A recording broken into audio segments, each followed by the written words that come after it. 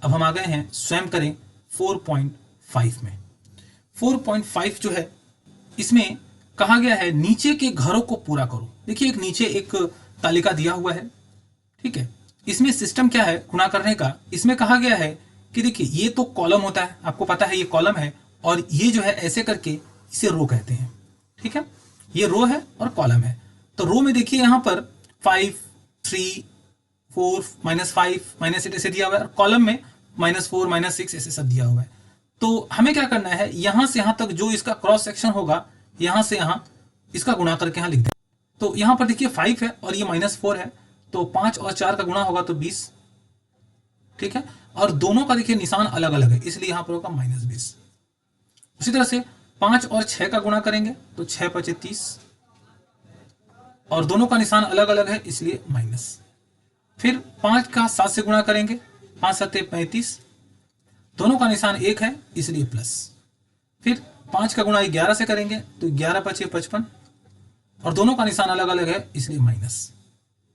5 का गुणा 13 से करेंगे तो 13 × 5 = 65, और दोनों का निशान 1 है इसलिए प्लस। तो इस तरह से आप ये सारे सवाल कर लीजिएगा। इसमें से अगर कोई भी प्रॉब्लम होती है, कोई भी क्वेरी होती है, तो आप हमें जरूर बताइए, ठीक है। आप ऐसे करके इसको भरते चले जाइएगा। जैसे देखिए अगर हम 16 का गुणा 4 से करेंगे तो 16 चौके 64 होगा, लेकिन दोनों का निशान अलग अलग है इसलिए माइनस। उसी तरह से मान लीजिए अगर हम यहाँ पर ये 20 का गुणा करेंगे 16 से, तो यहाँ पर इसका आ रहा है, तो 20 का गुणा 16 से करेंगे तो 16 × 2 = 32 यानी कि 320, और देखिए इसका निशान माइनस है और इसका निशान प्लस है, दोनों का निशान अलग अलग है इसलिए माइनस। तो इस प्रकार से आप ये सारा भर सकते हैं, आप इसको भरिए। आगे देखते हैं 2 नंबर सवाल। 2 नंबर सवाल में कहा गया है -7 × 7, ठीक है। फिर से +12 × -8, ठीक है। तो यहां पर देखिए 2 पार्ट में दिया हुआ है सवाल। एक पार्ट ये रहा और दूसरा पार्ट ये रहा। तो सबसे पहले हम क्या करेंगे, गुणा करेंगे, और गुणा करने के बाद फिर जो दोनों का गुणनफल आएगा उसका हम क्या करेंगे, योग करेंगे, ठीक है। तो 7 का 7 से गुणा करेंगे तो हो जाएगा 7 × 7 = 49, ठीक है। और चूंकि दोनों का निशान अलग अलग है इसलिए इसको लिखेंगे माइनस, निशान माइनस हो जाएगा। फिर देखिए बीच में प्लस का निशान है। अब हम क्या करेंगे, इन दोनों का गुणा करेंगे। तो इन दोनों का गुणा करेंगे तो 12 × 8 = 96, 96 होगा, ठीक है। और इस बार भी देख रहे हैं कि दोनों का निशान अलग अलग है, इसका प्लस है और इसका माइनस है, तो क्या हो जाएगा, निशान माइनस का होगा, क्योंकि अलग निशान होने से ही माइनस हो जा रहा है। तो यहां पर 96 जो होगा वो होगा माइनस, ठीक है। तो देखिए यहां पर 2 निशान एक साथ आ जा रहा है, तो इसलिए हम क्या करते हैं, यहाँ पे एक ब्रैकेट दे देते हैं। ये जो माइनस का निशान है 96 का है, और इन दोनों गुणनफल का हमको योग करना है इसलिए प्लस का निशान दिया गया बीच में। तो बस यहाँ 49 लिख लीजिए, और फिर से ब्रैकेट को ब्रेक करने के लिए प्लस और माइनस में गुणा होगा तो -96। देखिए दोनों एक ही जात के, यानी कि माइनस जाति के हैं दोनों, तो दोनों आपस में जुड़ जाएंगे, ठीक है। तो इन दोनों को अगर जोड़ा जाएगा तो हो जाएगा 145, और चूंकि निशान जो है वो माइनस का है तो माइनस ही रहेगा, ठीक है। तो इसका उत्तर आ जाएगा 145, यहां लिखेंगे 145 -145, ठीक है। उसी तरह से सवाल नंबर 3, सवाल नंबर 3 में कहा गया है, देखिए इसे भी 2 भाग हम कर लेते हैं, यहां से यहां तक का और फिर यहां से यहां तक का, ठीक है। तो 20 का गुणा अगर 11 से करेंगे, ये सवाल यहां पर हल करते हैं। ये रहा आपका 2 नंबर सवाल का, ये है 3 नंबर सवाल। तो 20 का गुणा अगर हम 11 से करते हैं तो हो जाएगा 220, ठीक है। और चूंकि इसमें हम देख पा रहे हैं कि दोनों का निशान अलग अलग है, एक का प्लस है एक माइनस है, तो हो जाएगा माइनस। फिर 35 का गुणा अगर हम 20 से करते हैं, पहले हम ये प्लस का निशान यहां पर लिख देते हैं, ठीक है। और फिर 35 का गुणा अगर 20 से करेंगे हम तो हो जाएगा 700, और इस बार भी दोनों का निशान अलग अलग है तो माइनस, ठीक है। ब्रैकेट दे दिए क्योंकि 2 निशान एक साथ अच्छा नहीं लगेगा। फिर -220, और ये प्लस का गुणा माइनस से होगा तो -700, ठीक है। अब इन दोनों को जोड़ देंगे क्योंकि दोनों माइनस के ही हैं, तो -920, ठीक है। तो इस बॉक्स में आप लिख सकते हैं यहां पर -920।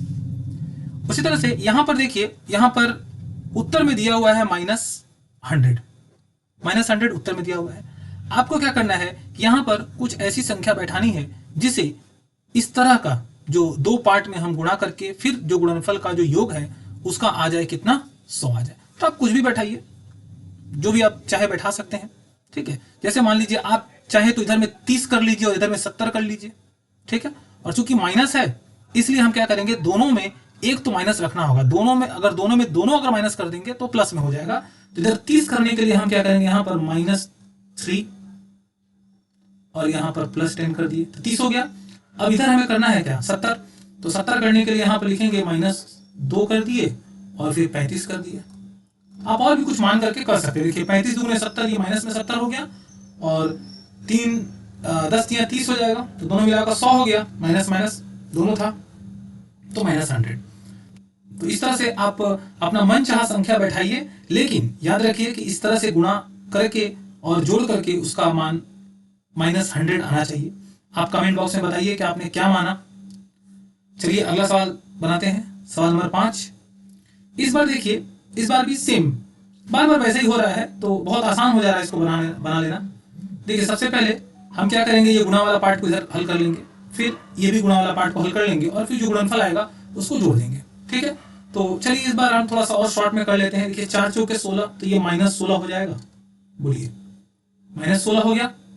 अच्छा 5 5 25, ये -25 हो जाएगा, ठीक है। तो बीच का ये जो प्लस का साइन है ये तो माइनस का साइन से बदल जाएगा, फिर तो यहाँ माइनस हो जाएगा, तो -16 और -25 हो जाएगा -41, -41, ठीक है। उसी तरह से फिर से देखिए इसको 10 से अगर हम 6 में गुणा करेंगे तो हो जाएगा 60, और चूंकि देखिए इस बार दोनों का निशान बराबर है तो प्लस होगा। यहां पर दोनों का निशान अलग अलग है, 4 चौके 16, ठीक है, तो ये माइनस होगा। तो 60 में से अगर हम 16 को घटा देंगे तो कितना बचेगा, 44। बड़े वाले का निशान क्या है, प्लस का, 60 बड़ा है और इसका निशान है प्लस, इसलिए +44 इसका आंसर होगा। उसी तरह से यहां पर भी देखिए इस बार तो आंसर भी नहीं दिया है, तो आप कुछ भी बैठाइए और आपको जो भी आंसर आता है आप कमेंट बॉक्स में बताइए कि आपने क्या माना और किस तरह से आपका क्या आंसर आया। ये आप हमें कमेंट बॉक्स में जरूर बताइए ताकि हमें पता चल सके आप इसमें कितना सीख पाए हैं और कितना समझ रहे हैं आप, ठीक है। तो चलिए यहां तक हमने हल किया, बाकी जो है आगे के जो एक्सरसाइज है हम अगले वीडियो में देखेंगे। तब तक के लिए आप प्रैक्टिस करते रहिए और बहुत मन लगा के पढ़िए। और कोई भी पढ़ाई में कोई भी दिक्कत आती है, कोई भी अगर क्वेश्चन रह जाता है, कोई क्वेरी आ जाती है जिससे आप आगे नहीं बढ़ पा रहे हैं, तो हम उसे जरूर क्लियर करेंगे जिससे आपके पढ़ाई में कोई बाधा ना आए।